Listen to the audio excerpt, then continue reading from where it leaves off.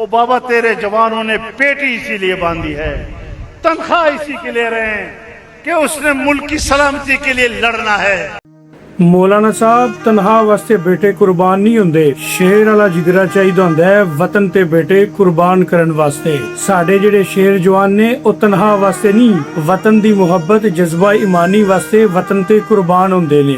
ਮੌਲਾਨਾ ਸਾਹਿਬ ਵਤਨ ਤੇ ਵਾਸਤੇ ਸ਼ਹੀਦ ਹੋਣੇ ਵਾਲੇ ਸਿਪਾਹੀ ਦੀ ਇੱਕ ਜੁੱਤੀ ਦੇ ਬਰਾਬਰ ਵੀ ਨਹੀਂ ਹੋ ਤੁਸੀਂ ਗਵਰਨਮੈਂਟ ਕੋਲੋਂ 20 ਕਰੋੜ ਲੈ ਲਓ ਜਾਂ ਜਵਾਨਾਂ ਤੋਂ ਜ਼ਿਆਦਾ ਮਰਾਤ ਲੈ ਲਓ, ਇੱਕ ਦਿਨ ਕਿਸੇ ਸਰਹੱਦ ਤੇ ਜਾ ਕੇ ਪਹਿਰਾ ਦੇ ਕੇ ਵੇਖੋ। ਪਾਕਿਸਤਾਨ ਦੇ ਵਿੱਚ ਬਗੈਰ ਸਿਕਿਉਰਿਟੀ ਤੋਂ ਕਿਰੇ ਘੁੰਮ ਫਿਰ ਕੇ ਵਿਖਾਓ, ਫਿਰ ਪਤਾ ਲੱਗੇ ਤੁਹਾਡਾ। तुम अपने खून का मेरे ऊपर क्या एहसान डालते हो?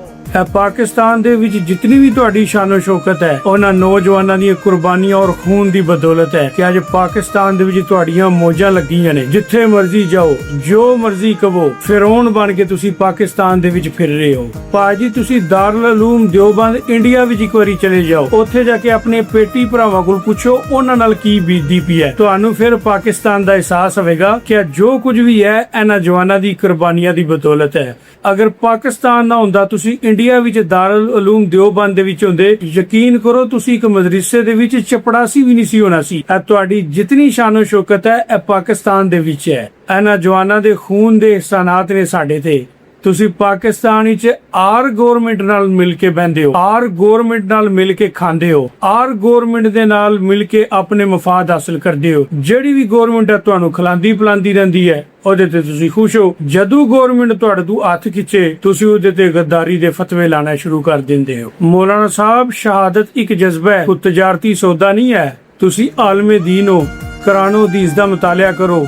ਵਤਨ ਦੀ ਸਰਹੱਦ ਤੇ ਜਿਹੜਾ ਜਵਾਨ ਪਹਿਰਾ ਦਿੰਦਾ ਹੈ ਉਹਦੀ ਕੀ ਫਜ਼ੀਲਤ ਬਿਆਨ ਕੀਤੀ ਗਈ ਹੈ। ਮੌਲਾਨਾ ਫਜ਼ਲੁਰ ਰਹਿਮਾਨ ਸਾਹਿਬ ਦੇ ਬਿਆਨ ਦੀ ਜਿਤਨੀ ਵੀ ਮਜ਼ਮਤ ਕੀਤੀ ਜਾਏ ਘੱਟ ਹੈ। ਗਵਰਨਮੈਂਟ ਅੱਗੇ ਮੈਂ ਗੁਜ਼ਾਰਿਸ਼ ਕਰਾਂਗਾ ਕਿ ਯਾਰ ਇਹਨਾਂ ਨੂੰ ਕੋ ਮਾਲੇ ਗਨੀਮਤ ਚ ਥੋੜਾ ਬਹੁਤ ਹਿੱਸਾ ਦਿੰਦਾ ਰਵਿਆ ਕਰੋ ਤਾਂ ਕਿ ਇਹਨਾਂ ਦੀ ਜ਼ਬਾਨ ਬੰਦ ਰਵੇ। ਇਹਨਾਂ ਦੀ ਜ਼ਬਾਨ ਅਕਸਰ ਮੁਲਕ ਦੇ ਖਿਲਾਫ, ਦਾਰਿਆਂ ਦੇ ਖਿਲਾਫ ਚਲਦੀ ਰਹਿੰਦੀ ਹੈ, ਮਗਰ ਹੁਣ ਤੇ ਇਹਨਾਂ ਦੀ ਜ਼ਬਾਨ ਜਿਹੜੀ ਹੈ ਪਾਕ ਫੌਜ ਜਾਂ ਪਾਕ ਵਤਨ ਦੇ ਜਿਹੜੇ ਸ਼ੁਹਾਦਾ ਨੇ ਉਹਨਾਂ ਦੇ ਖਿਲਾਫ ਚਲੀ ਹੈ ਤੇ ਪਾਕਿਸਤਾਨ ਦਾ ਹਰ ਸ਼ਹਿਰੀ ਇਹਦੇ ਤੇ ਬਹੁਤ ਅਫਸੁਰਦਾ ਹੈ।